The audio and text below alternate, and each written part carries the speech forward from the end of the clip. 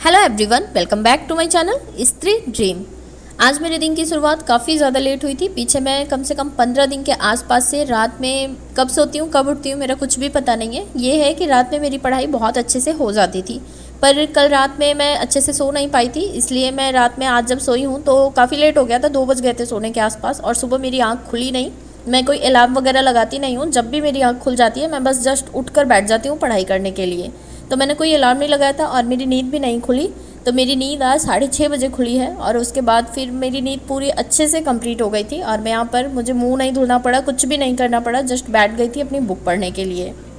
जब रात में 2 बजे या 3 बजे के आसपास उठकर बुक पढ़िए तो फिर नींद आने लग जाती है, पर जब नींद पूरी अच्छे से कंप्लीट हो जाती है, मॉर्निंग के टाइम पर हम उठते हैं 5 बजे, 4:30 बजे या फिर 6 बजे के आसपास, तब मैं आराम से बुक पढ़ लेती हूँ, तब मुझे बिल्कुल भी नींद नहीं आती है। तो फिलहाल आज मैं यहाँ पर स्टार्टिंग की थी सुबह अपनी पढ़ाई की स्पेक्ट्रम बुक पढ़ने से।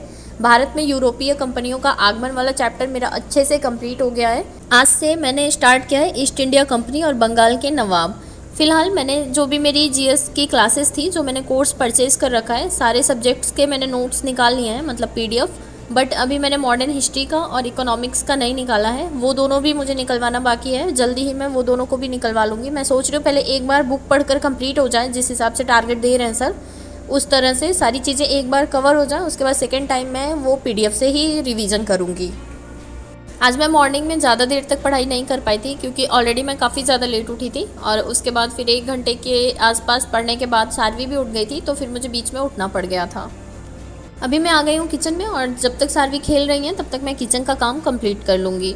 आप लोगों के बहुत सारे कमेंट्स आते हैं, सारा कमेंट्स का रिप्लाई कर पाना पॉसिबल नहीं हो पाता, पर कुछ कमेंट्स ऐसे होते हैं ना जिसे लगता है, मुझे खुद भी देख कर लगता है कि नहीं, इस कमेंट का रिप्लाई करना मुझे मतलब करना चाहिए।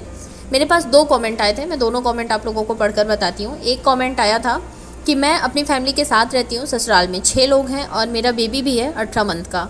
सब कुछ खुद अकेले मैनेज करती हूँ, घर का सारा काम एंड अपने बच्चे को भी दिन भर संभालती हूँ। इसके बाद भी मैं एटलीस्ट 5 घंटे की पढ़ाई कर ही लेती हूँ, सब मैनेज करते करते, क्योंकि पूरे घर के ताने सुन सुनकर मुझे मोटिवेशन मिलता है। बस एक कान से सुनती हूँ और पढ़ने बैठ जाती हूँ।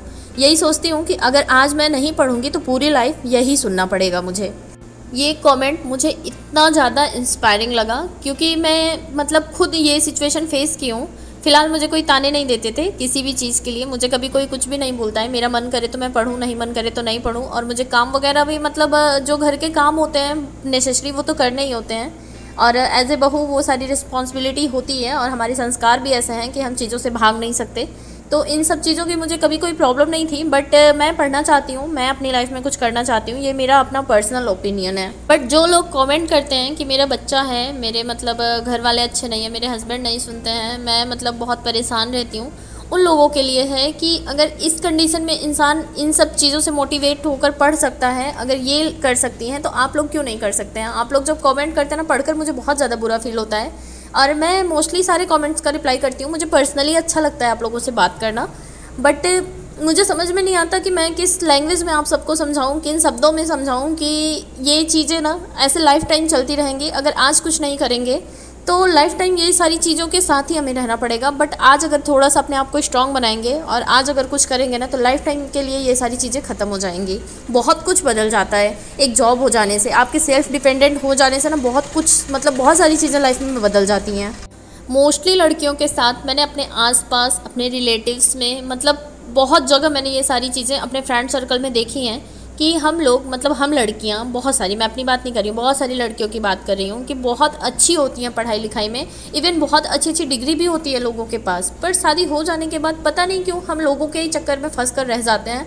लोगों को खुश करने के लिए हम लोग परेशान रहते हैं, नहीं लोग खुश हो जाएं। सच ये है ना कि लोग कभी भी खुश नहीं होते हैं, किसी को कितना भी खुश रखने की कोशिश कर लीजिए, कोई कभी खुश नहीं हो सकता है। आप 100 बार चीज़ें अच्छी करेंगे, एक बार गलत कर देंगे, आपके सारे अच्छे किए पर पानी फिर जाता है।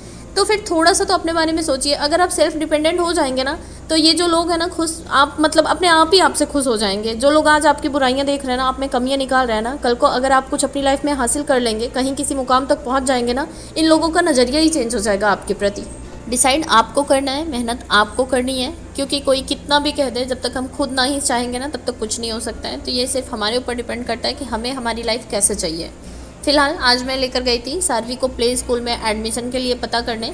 पर मुझे उतना अच्छा स्कूल समझ में भी नहीं आया। और सेकंड थिंग कि प्रिंसिपल ने तो बोला कि एडमिशन करा दो, बहुत सारे बच्चे हैं 2 साल से कम के, बट मैं अंदर गई जब पता करने के लिए तो कई सारी मैम ने मुझे बोला कि 2 साल से कम के बच्चे मतलब यहाँ पर नहीं है, एटलीस्ट आप 6 महीने और रुक जाइए, नहीं 6 महीने तो 4 महीने रुक जाइए, क्योंकि अभी काफ़ी ज़्यादा छोटी है।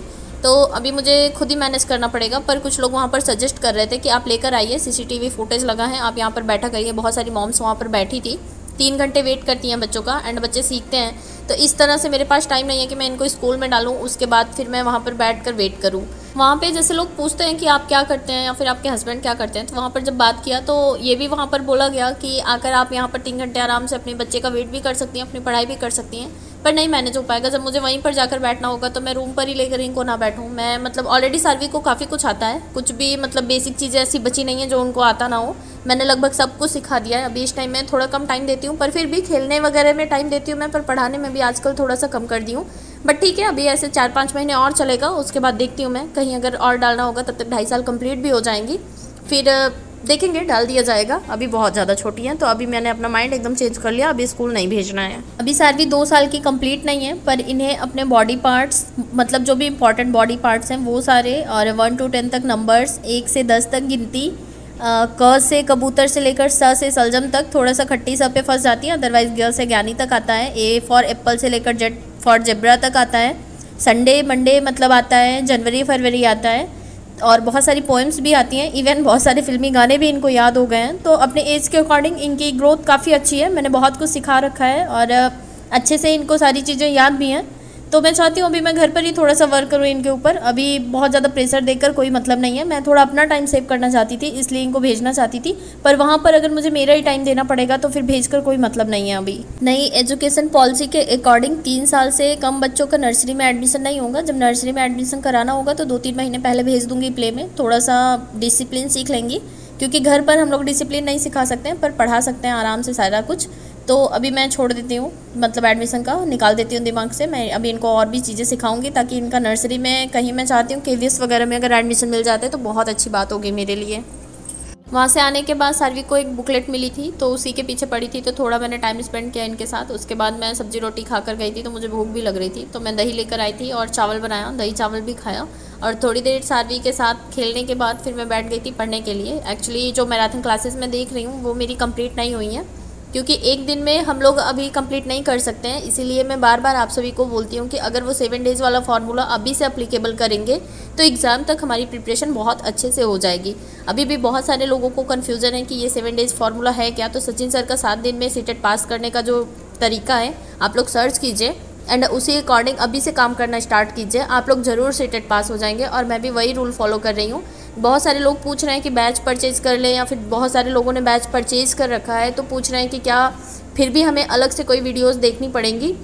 मेरा अपना पर्सनली मानना है कि अगर हम सिर्फ बैच के वीडियोस के पीछे पड़े रहेंगे तो वो एग्ज़ाम के आसपास जाकर कंप्लीट होंगी। तो अगर हम मैराथन क्लासेस देख लेंगे तो जो बेसिक चीज़ें हैं वो हमारी क्लियर हो जाएंगी एंड हम प्रैक्टिस करना स्टार्ट कर देंगे।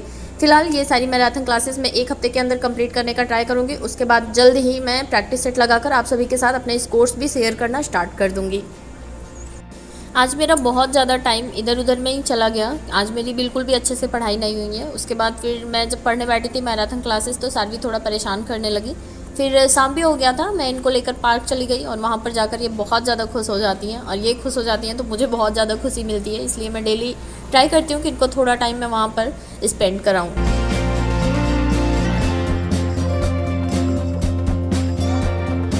पार्क से आने के बाद मैं अपनी पढ़ाई करने के लिए बैठी तो सार्वी को आज नई नई ही बुक्स मिली थी छोटी छोटी, तो इन्हें पढ़ना है और ये अपनी बुक्स लाकर मेरे पास रख दी कि नहीं मुझे पढ़ाओ पहले। तो फिर मैं यहाँ पर थोड़ा टाइम इनके साथ और स्पेंड करूँगी। क्या है कि बच्चों के साथ ज़ोर ज़बरदस्ती नहीं किया जा सकता है। अभी मैं अगर ज़बरदस्ती लेकर बैठ भी जाऊँगी तो ये पढ़ने नहीं देंगी, बट आज का जो कुछ भी छोटा है कल मैं उसको पूरा कंप्लीट करने की कोशिश करूँगी। और यहाँ पर इन्हें बहुत अच्छा लगता है, इन्हें लगभग सारे फ्लावर्स के नाम याद हो गए हैं जो भी इनकी बुक्स में हैं, सारे वेजिटेबल्स के नाम याद हो गए हैं जो इनकी बुक्स में हैं।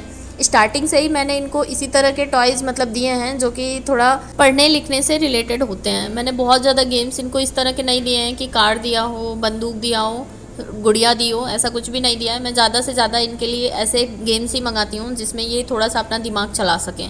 स्टार्टिंग से ही ये मुझे पढ़ते हुए देखती हैं, तो अब इनको भी काफ़ी ज़्यादा इंटरेस्ट आने लगा है पढ़ाई में। अभी ये 2 साल के कंप्लीट नहीं है, लेकिन इन्हें प्रॉपर पेन पकड़ना आता है। मुझे बहुत ज़्यादा खुशी मिलती है और मैं चाहती हूँ ना कि मैं जो कुछ भी करी हूँ अपनी लाइफ में, मुझसे 4 गुना ये आगे जाएँ।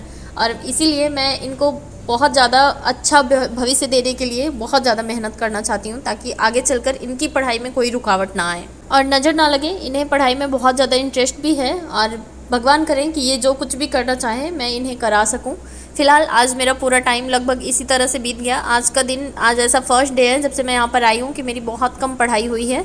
और रात के टाइम मैंने सोचा था कि मैं पढ़ाई कर लूँगी, पर पता नहीं क्या मेरी आंख में चला गया। उसके बाद बहुत ज़्यादा मेरी आंखों में जलन हो रही थी, तो फिर आज मैं बिल्कुल भी पढ़ाई नहीं कर पाई। तो बस कुछ इसी तरह से था मेरा आज का दिन। आज के लिए बस इतना ही। Good night.